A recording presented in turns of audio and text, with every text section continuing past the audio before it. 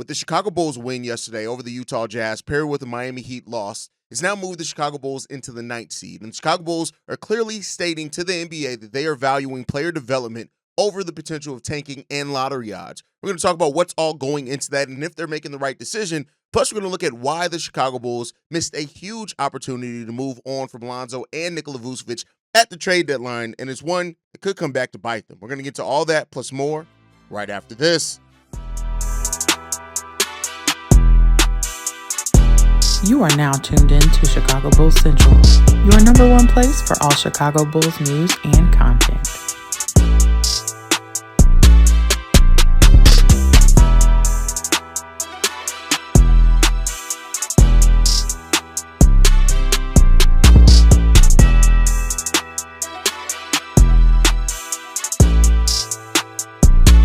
What's going on, Bulls fans? Welcome to another episode of Chicago Bulls Central, your number one spot for everything Chicago Bulls related. I'm the host there, Haize, but more importantly, you guys can follow the channel at Bulls Central Pod on every social media platform we happen to be on. With that said, let's go ahead and get into this content for today, y'all. And shout out to my pro tanking fans. And I know it's been a rough stretch here for those guys, especially looking at the Bulls winning first 4 games in a row, losing one, coming back, winning another one. They've now moved from the 10th seed in the Eastern Conference all the way up to the 9th seed in the Eastern Conference, and they're 2.5 games back of the 8th seed as well. And so that, if the Bulls go into that 8th seed, that's where things are going to get sticky for the Chicago Bulls. They move back down to the 10th worst record in the NBA.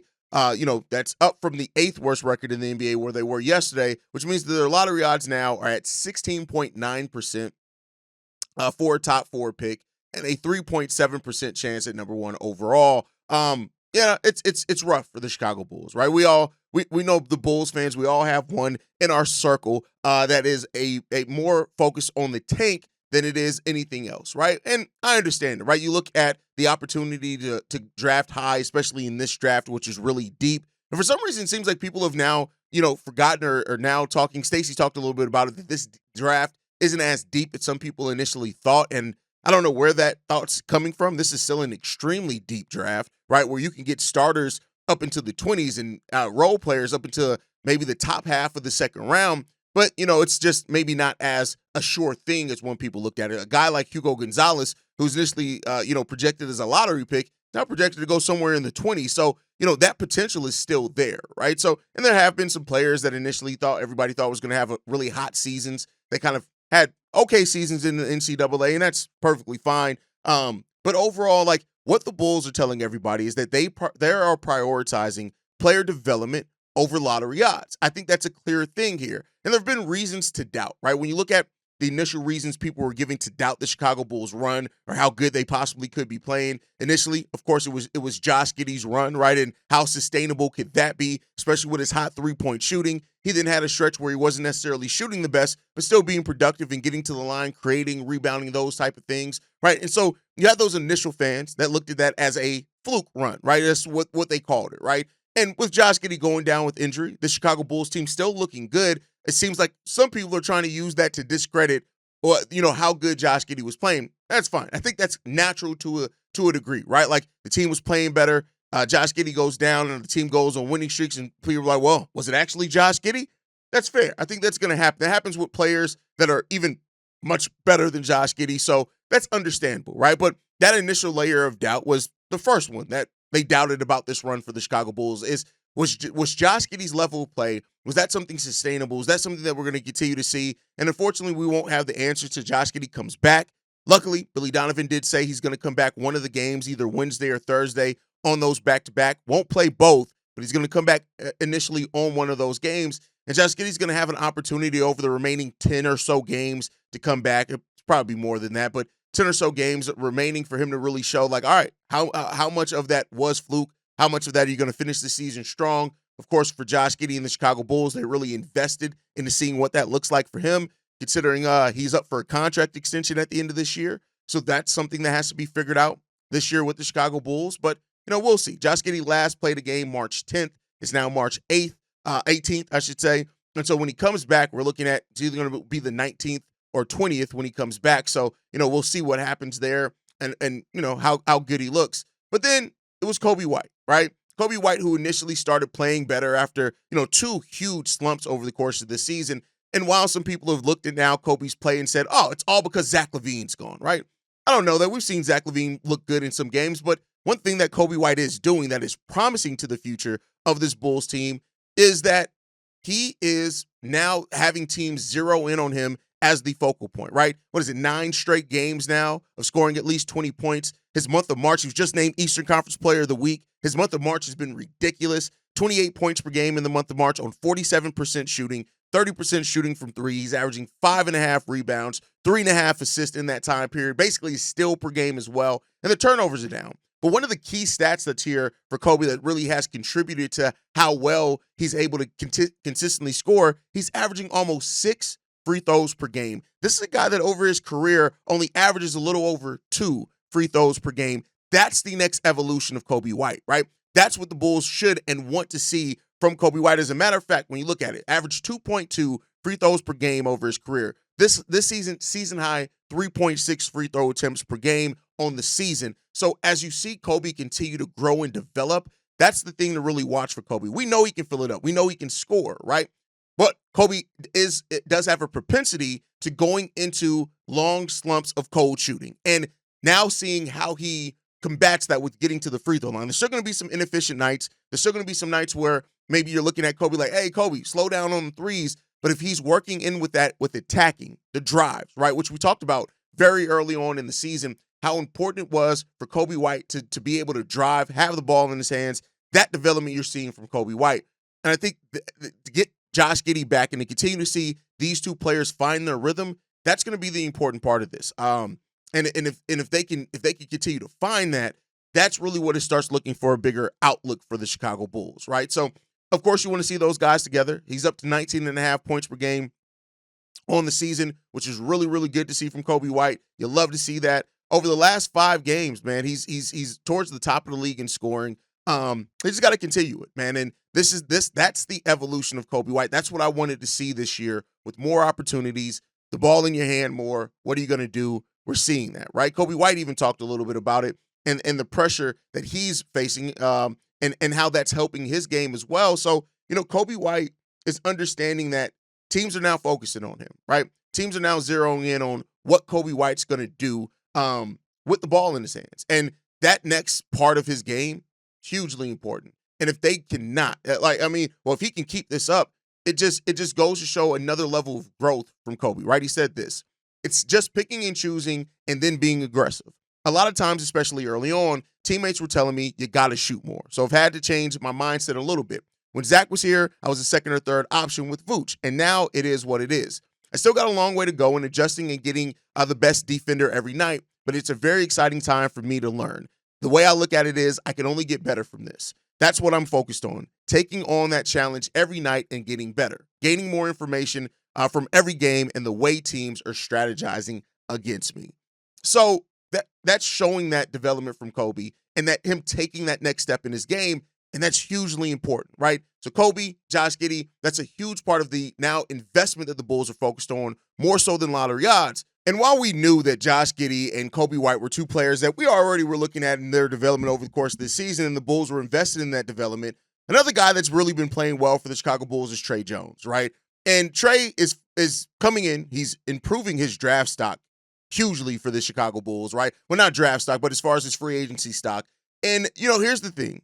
Tre Jones might have priced himself out of the Bulls' range with his recent play. And I know a lot's been made about if the Chicago Bulls can re-sign him or not. I want to be clear, and maybe I haven't done the best job. The Bulls have the cap space to re-sign him. That's not the problem. The problem is that are the Bulls going to have the roster spot to re-sign him? And then on top of that, I think as well, with the way that Tre Jones is playing, there have to be legitimate questions on teams that are going to potentially offer him a starting point guard role on their team next year. But we got a voicemail in that. We'll get into a little bit more of that. But Tre Jones is another just fun player to watch here for the Chicago Bulls that, the Bulls are always going to. And the thing that I think everybody needs to realize, right, is that, again, regardless of what you think, what we want, whoever, for the Chicago Bulls to do, is that this is a team that, a front office that is always going to bet on player development and prioritize how you learn through winning more than lottery odds. That was always going to be the case here. Actually, as much as AK doesn't communicate properly all the time, that's one thing that has been very well communicated by this front office. And a guy like Tre Jones, who's come in, he's been a starter for the majority of his career, right? You look at him averaging 11 points per game for the Chicago Bulls on 56% shooting, 50% shooting from three, 3 rebounds, 4.5 assists, a steal and a half per game. Like, Tre Jones is playing extremely well. And keep in mind, this is with him still not really operating as a true point guard for the Chicago Bulls because, again, Coby White's going to need the ball in his hands a whole hell of a lot, which is going to take away those opportunities at time in him in the half court. But Tre is just playing so amazingly well. And I love to see what Tre Jones has been giving the Chicago Bulls. There's not a single knock that I have on Tre Jones as a player because that's how good he has been playing for the Chicago Bulls team.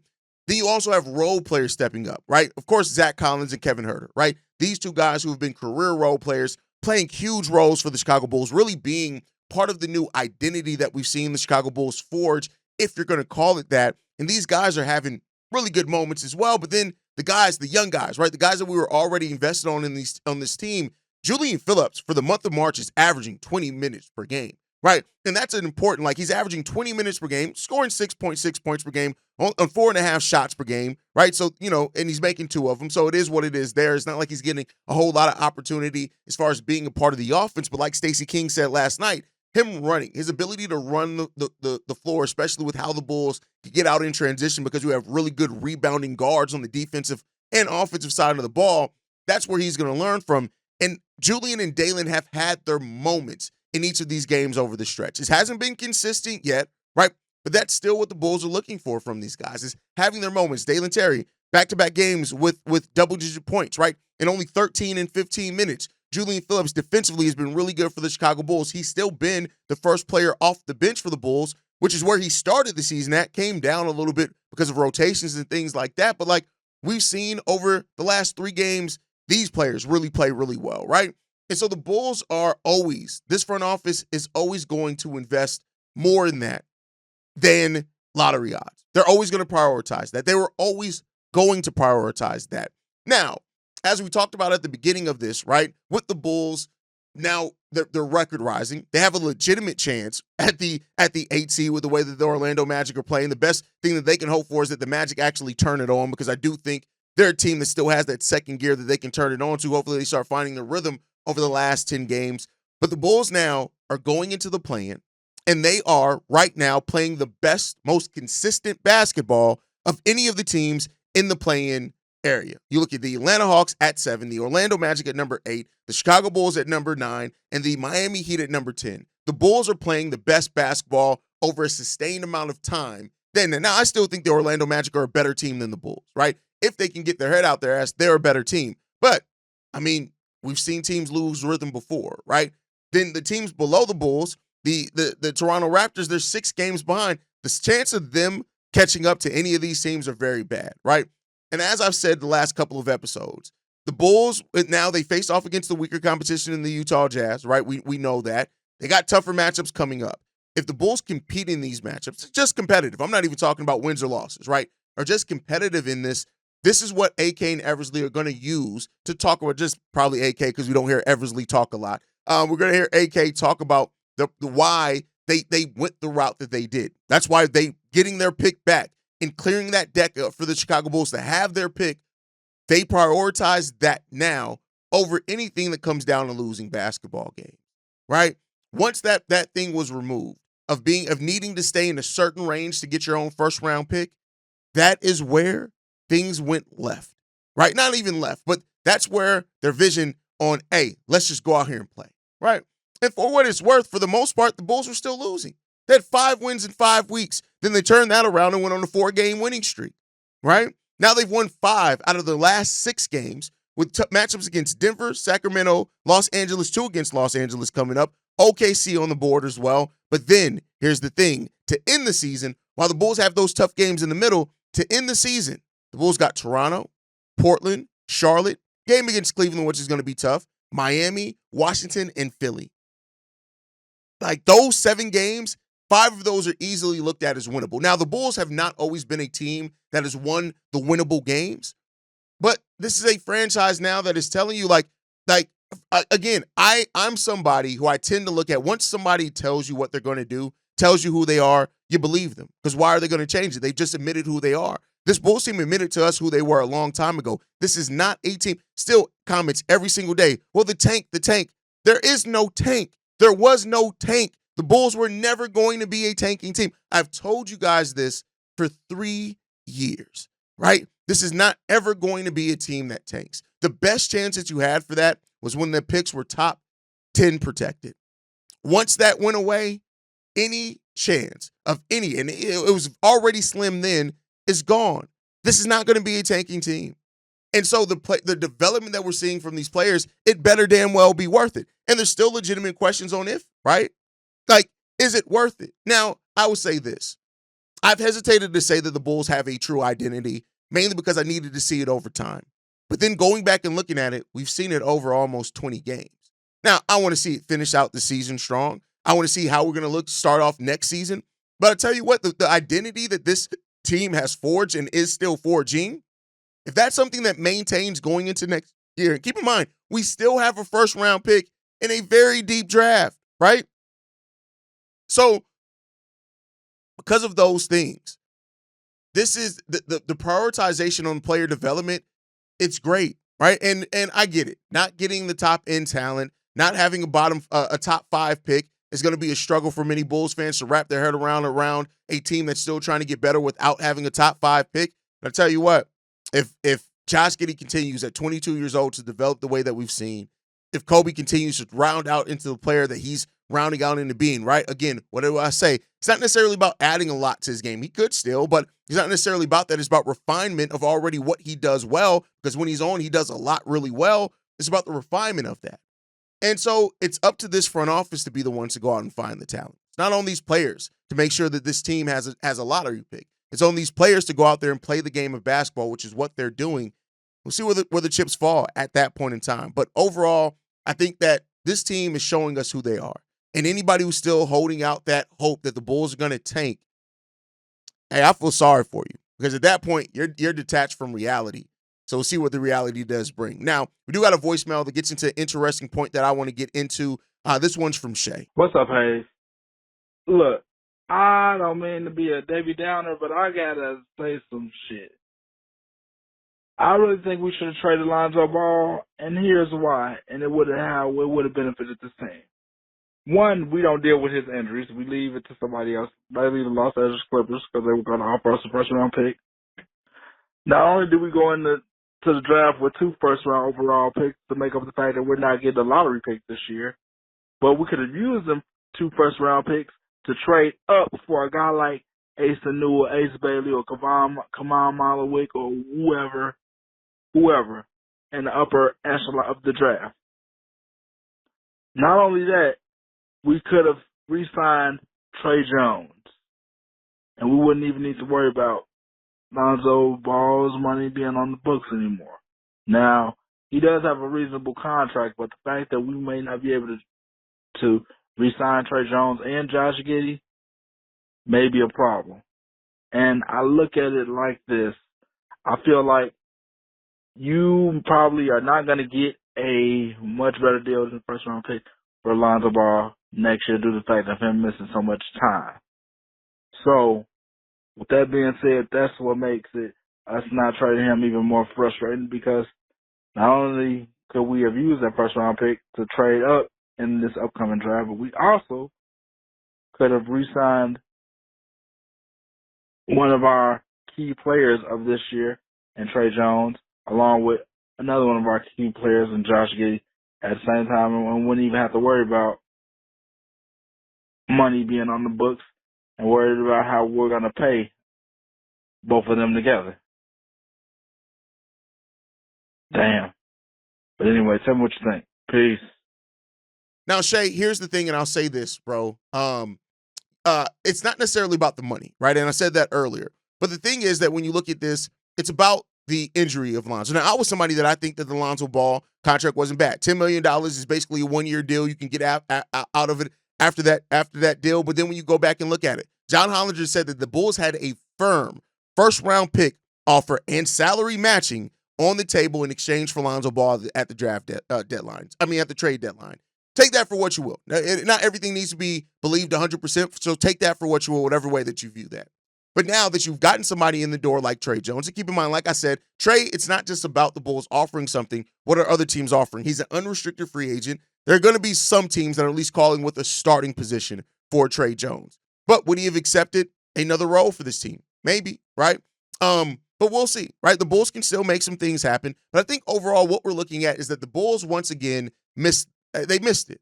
When you look at what was reportedly out there for Nikola Vucevic, the 2 second-round picks, you're not probably getting more than that with how Vuce is finishing the season. Whether it's Vuce being disinterested in playing for the Chicago Bulls or whatever else, his trade value is hurt. Lonzo's trade value is hurt, right? Lonzo, by the time he comes back, because he's not going to join the team on this road trip, you're looking at Lonzo Ball coming back for maybe the last 8, probably more likely the last 5 to 6 games.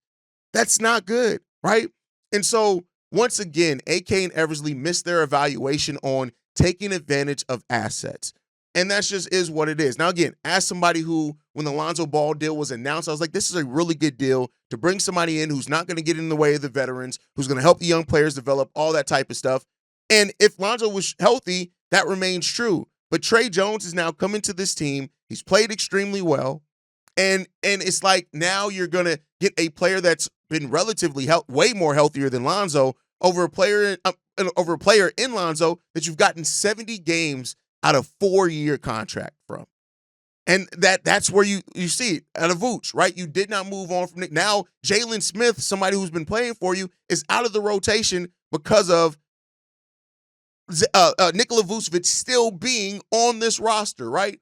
And that's where it goes back to, and we'll see, maybe they can still find value on the trade market in the offseason. Maybe they can. If they do, great. But if they do not, and this ends up being another situation where the Bulls have made a mess of something that could have been more clear, I don't know what to say at that point, man. But we'll see what the future holds for that. I'm not going to complain about it too much as of yet. We'll see what happens. But yeah, best believe the contracts to Nikola Vucevic and Lonzo Ball have now looked at this, because the Bulls in action to move on from them at the deadline now looks like something that's going to absolutely shoot them in their foot. You're already missing out on rotational players in Jalen Smith not getting minutes because of it. Now you're going to look at it again and say, what's going to happen, right? You're not going to buy out Nikola Vucevic, so let's stop that talk right there. They're not going to buy out $20 million contract. Hell, I doubt they're going to buy out half that contract in Javon Carter to free up a roster spot. Lonzo, it is $10 million, so it is what it is. He can play multiple positions. We'll see. But even then, still, the questions exist there, right? And so what this team has continually done is their misevaluation of when to move off of talent. Now, we don't know exactly what was offered for Vooch. We don't know how strong those deals were. If they wanted to avoid taking back long-term salary, maybe the team that they were talking to had more, salary to absorb more of Vooch's contract in the offseason. I don't see a team doing that right now with how he's playing, but, we'll see what the future holds, man. But, guys, thank you so much for tuning in. Make sure you guys are following us at Bulls Central Pod. You can send us any feedback, questions, comments, concerns, bullscentralpod@gmail.com. Lastly, if you want to leave a text message and our voicemail for the mailbag, the number to do so, 773-270-2799. We're the number one spot for everything Chicago Bulls related, but that's thanks to you, lovely and beautiful people. And like I like to end every episode on, go Bulls. Love you guys. See you right if you can, y'all. Peace. This has been a presentation of the Break Media.